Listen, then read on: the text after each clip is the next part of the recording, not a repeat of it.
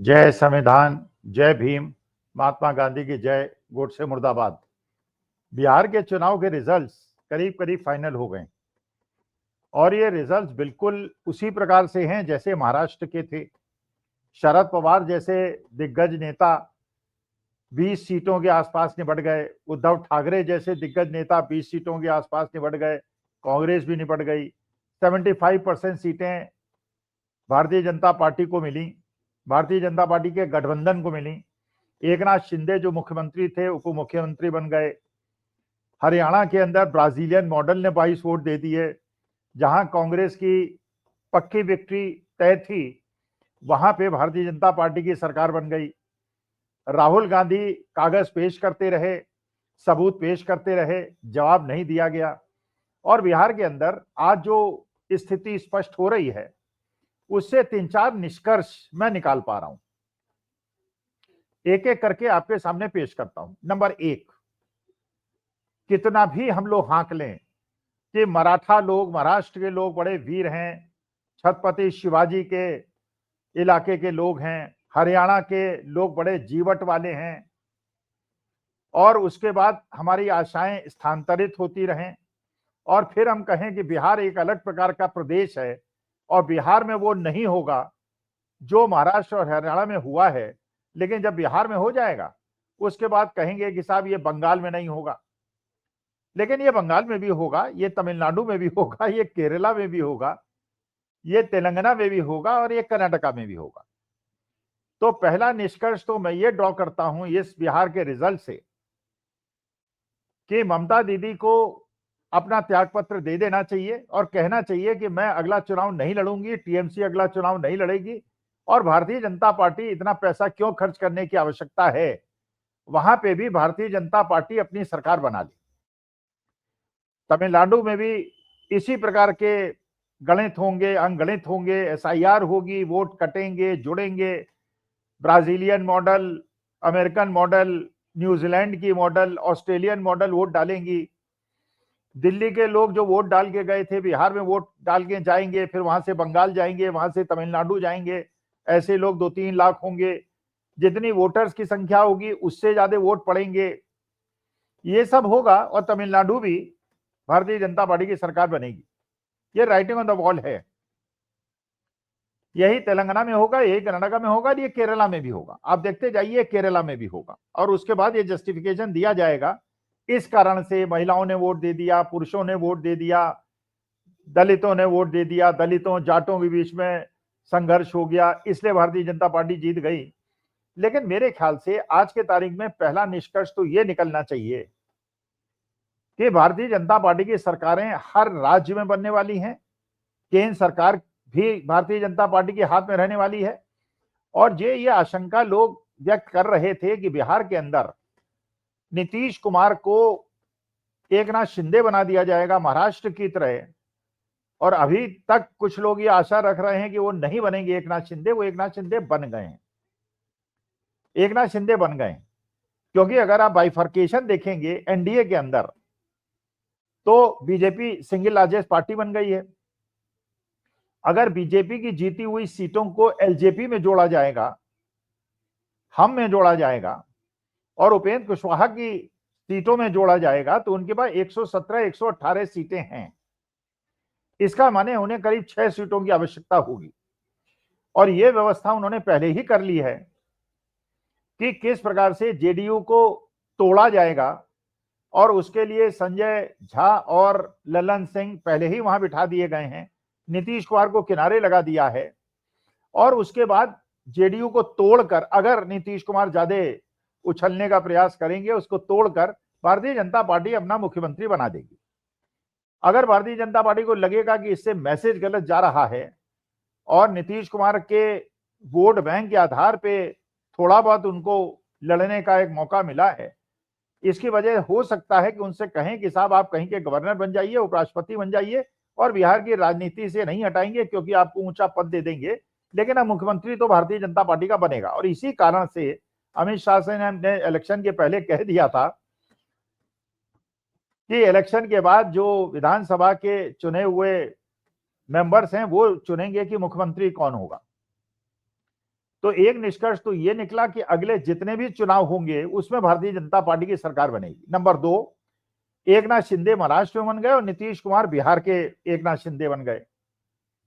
तीसरा निष्कर्ष ये निकलता है कि चाहे आप कुछ भी कहिए, चाहे आप कुछ भी कहिए और उसके बाद उसको जस्टिफाई कीजिए कि किसकी वजह से एनडीए की जीत हुई है, लेकिन ये वास्तविकता है कि एनडीए की जीत महाराष्ट्र में हुई, मध्य प्रदेश में हुई, राजस्थान में हुई, हरियाणा में हुई, बिहार में हुई, बंगाल में होगी, तमिलनाडु में होगी, केरला में होगी, तेलंगाना में होगी, कर्नाटका में होगी, हिमाचल प्रदेश में होगी। और उसका मुख्य कारण कि जो इंडिया गठबंधन है वो चुनाव आयोग से लड़ रहा है और चुनाव आयोग बहुत ताकतवर है, वो नियम बदल सकता है, जितने वोटर लिस्ट में नाम है उनसे ज्यादा लोगों के वोट डलवा सकता है, एक एक आदमी 4-4, 5-5 जगह वोट डाल सकता है। जबकि चुनाव आयुक्त को मैंने कहते हुए सुना था कि अगर एक आदमी ने 2 जगह वोट डलाया, एक भी एग्जाम्पल दे दीजिए। और आप जानते हैं भारतीय जनता पार्टी के 10 लोगों का एग्जाम्पल तो साथ में आ चुका है।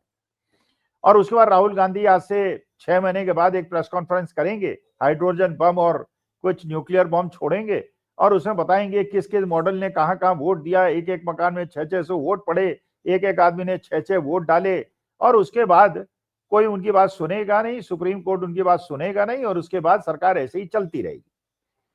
अब सवाल यह है कि जब इंडिया गठबंधन के बाद चुनाव लड़ने के शक्ति नहीं है और जो लोग आज की तारीख में इंडिया गठबंधन का साथ देते रहे, हम लोगों को भी सुनते रहे, यूट्यूब पे भी सुनते रहे, वो कब तक हिम्मत करेंगे, कब तक ये आशा में रहेंगे, मुगालते में रहेंगे कि महाराष्ट्र हार गए तो हरियाणा जीत जाएंगे, हरियाणा हार गए तो दिल्ली जीत जाएंगे, दिल्ली हार गए तो बिहार जीत जाएंगे और चुनाव आयोग एक भी चुनाव जीतने नहीं देगा और उसके बाद फिर एक छत्र राज चलेगा। लेकिन चलिए, यह भी एक परीक्षा की घड़ी है देश के लिए और ये देश की जो एक सैद्धांतिक संघर्ष चल रहा था महात्मा गांधी गोडसे में, तो एक महात्मा गांधी का गोडसे ने हत्या की थी और उसी प्रकार से हम गांधीवाद की, अहिंसावाद की हत्या होते देख रहे हैं। और ये भी देखना बड़ा अब विस्मयकारी होगा कि Tejashwi Yadav, Akhilesh Yadav should also read as to what is written on the wall. यही उत्तर प्रदेश के अंदर होने वाला है। उत्तर प्रदेश के अंदर भी इसी प्रकार से एसआईआर होगा, इसी प्रकार से वोट घटेंगे, बढ़ेंगे और अखिलेश यादव इलेक्शन हार जाएंगे और उनका भी वही हाल होगा। पिछली बार तो चलिए उनको 125 से 130 सीटें मिल गई थी, अगले बार इलेक्शन में उनको 30-35 से ज्यादा सीटें चुनाव आयोग नहीं लेने देगा और तेजस्वी यादव वाला उनका हाल बना देगा। जबकि इस बार चुनाव में अखिलेश यादव ने तेजस्वी यादव को जिताने के लिए अपनी जान लगा दी थी, अपने मेंबर ऑफ पार्लियामेंट को भी लगा दिया था। तो ये जो निराशा की भावना इंडिया गठबंधन के अंदर पनपेगी इस वजह से नहीं कि एनडीए बहुत मजबूत है, लेकिन ये अब बिहार के युवाओं को सोचना है, बिहार की महिलाओं को सोचना है।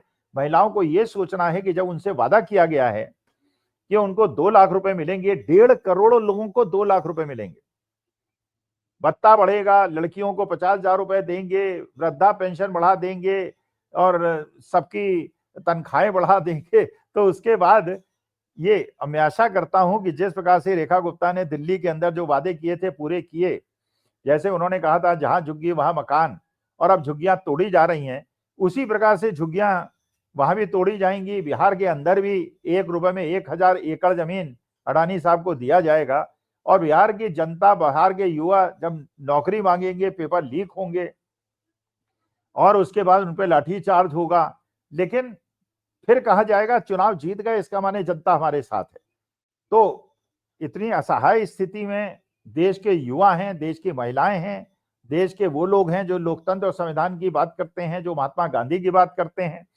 लेकिन अब ये सोचना होगा तेजस्वी यादव को, अखिलेश यादव को, स्टालिन को, ममता बनर्जी को कि ऐसी स्थिति में जब आप चुनाव जीत ही नहीं सकते, जनता कितना भी आपको वोट दे दे, कितना भी समर्थन दे दे, कितनी भी पब्लिक सिंपैथी आपके साथ हो, आप चुनाव नहीं जीतेंगे और आपका वही हश्र होगा जो महाराष्ट्र के अंदर हुआ, जो हरियाणा के अंदर हुआ, बिहार के अंदर हुआ। तो ऐसी परिस्थिति में जहां देश की आर्थिक स्थिति खराब हो रही है और जहां पे जीडीपी गिर रही है, लोन बढ़ रहे हैं, हम पूरे विश्व में अलग थलग पड़ गए हैं। और जब दिल्ली के अंदर एक बॉम्ब ब्लास्ट होता है, उस समय हमारे देश के माननीय प्रधानमंत्री भूटान बर्थडे मनाने चले जाते हैं और अमित शाह साहब भी बिहार में इलेक्शन की मैनेजमेंट के लिए वहां तैनात रहते हैं। ऐसी परिस्थिति में और चुनाव आयोग चुनाव भारतीय जनता पार्टी को ही जिताएगा, और उसके बाद हमारे साथ भी लोगों की सुनने की क्षमता कम हो जाएगी, तो उसके बाद जो भी रेजिस्टेंस है खत्म हो जाएगा। लेकिन अब देखना है, हमने तो सुना था भगवान कृष्ण ने कहा था यदा यदा ही धर्मस्य ग्लानिर्भवति भारतो अभ्युत्थानम धर्मस्य तदात्मानं सृजाम्यहम्। तो देखें भगवान कृष्ण ने जो वादा किया था वो पूरा करते हैं कि नहीं। नहीं तो हमारी जो डेस्टिनी है वो हमको दिख रही है। मेरी तो उम्र बहुत ज्यादा हो गई, लेकिन देश के युवाओं की डेस्टिनी मुझे दिख रही है। अब नौकरियों की बात ना करें, अब सेना में अग्निवीर होंगे, अब लोगों को नौकरी के बदले में लाठियां मिलेंगी। अब जो 10,000 मिल गए औरतों को वो मिल गए, अब कोई पैसा वैसा नहीं मिलेगा। और उसके बाद बिहार से श्रमिक ट्रेन चलेंगी जो गुजरात जाएंगी, वहां की इंडस्ट्रीज को सस्ता लेबर उपलब्ध कराएंगी, और चुनाव आयोग के माध्यम से हर स्टेट के अंदर भारतीय जनता पार्टी की एक छत्र राज होगा, सिंगल लार्जेस्ट पार्टी भी बनेगी और अपनी सरकार भी बनाएगी, और वहां के रीजनल पार्टी जिनके कंधे पे चढ़ के वो सत्ता में पहुंची है उनको नीचे से हटा देगी। ये एक एक राज्य में होगा। अब ये राजनीतिक दलों का काम है, हम लोग तो गैर राजनीतिक लोग हैं, इनका काम है ये देखना कि इस समस्या से कैसे समाधान पाते हैं। और शेयर मार्केट ने भी अपना रुख स्पष्ट कर दिया है। जब शेयर मार्केट आज गिर गया है, जबकि परसों 1% बढ़ा था, कल थोड़ा गिरा था, आज ज्यादा गिरा है, तो उससे भी लगता है कि मार्केट बहुत परेशान है कि जब लोकतंत्र की इस प्रकार की स्थिति वो देश के अंदर देख रहा है और मूक असहाय होकर देख रहा है, तो तेजस्वी यादव क्या करेंगे, लेट अस सी। अच्छा, रिजल्ट्स में और भी चीजें बड़ी स्पष्ट हो रही हैं। हम लोगों की आशा था कि IP Gupta will perform very well, उनका एक वोट बैंक है। Mukesh Sahani will perform very well, Mukesh Sahani को भी एक सीट नहीं मिली, उनके भी उप मुख्यमंत्री बनने की सब उनको खत्म कर दिया क्योंकि वो एनडीए छोड़ के आए थे। आईपी गुप्ता का जो पान समाज था जो पिछली बार एनडीए के साथ था, इस बार महागठबंधन में आ गया, उनको भी एक भी सीट नहीं मिली, उनको भी दंड मिल गया। नीतीश कुमार को भी इतनी सीटें दी गई हैं कि अगर वो आरजेडी के साथ आ भी जाएं, महागठबंधन के साथ आ भी जाएं, तो भी वो सरकार नहीं बना सकते। तो ये आंध्र प्रदेश के अब चंद्रबाबू नायडू को देखना है, और नीतीश कुमार अब ऐसी स्थिति में नहीं है कि अपने मेंबर ऑफ पार्लियामेंट्स को अपने साथ रख सकें, क्योंकि संजय झा और लल्लन सिंह भारतीय जनता पार्टी के साथ हैं। तो मेरे ख्याल से हम लोगों के पास we don't have any other option but to wait and see as to how the democracy in the country survives. आशा कम है, लेकिन आशा रखनी चाहिए, आशावादी होना चाहिए, इसलिए हम आशा पे जीवित हैं। और आप लोग जो हमको सुनते हैं, आपके धैर्य और धीरज को प्रणाम कि आप अभी तक सुनते रहे। अब आगे देखिए, हिम्मत हम भी शायद हारेंगे नहीं, क्योंकि हम तो महात्मा गांधी और बाबा साहब भीमराव अम्बेडकर को मानने वाले हैं, लेकिन स्थिति गंभीर है और अब देश इसकी क्या कीमत चुकाएगा वो देश जाने और बिहार जाने। हम तो भारत माता के सपूत हैं, हम तो भारत माता के लिए जो हमें करना है वो करते रहेंगे। बाबा साहब भीमराव अम्बेडकर, महात्मा गांधी के लिए जो करना है वो करते रहेंगे। नमस्कार, धन्यवाद और प्रणाम।